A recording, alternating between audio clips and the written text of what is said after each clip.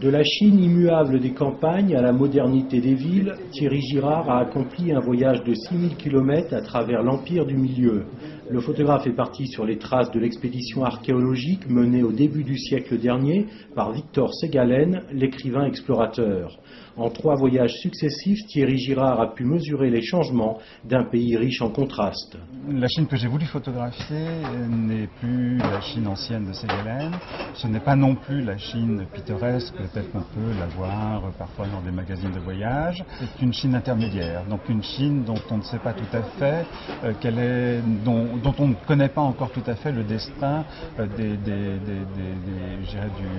petit peuple qui vit dans les villes et les villages que j'ai traversés. Victor Segalen était aussi médecin. À chaque village traversé, il soignait les gens. Thierry Girard a lui aussi ressenti le besoin d'aller à la rencontre du petit peuple chinois.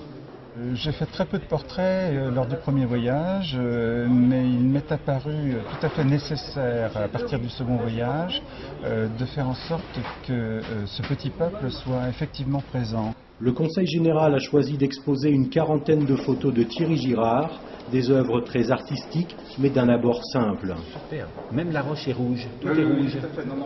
C'est vraiment je suis très attaché à l'art photographique, donc je pense que c'est une discipline qui mérite la reconnaissance, et donc c'était bon d'ouvrir nos cimaises et de proposer nos cimaises à un photographe versaillais. C'est une ouverture sur le monde moderne, c'est une incitation au voyage.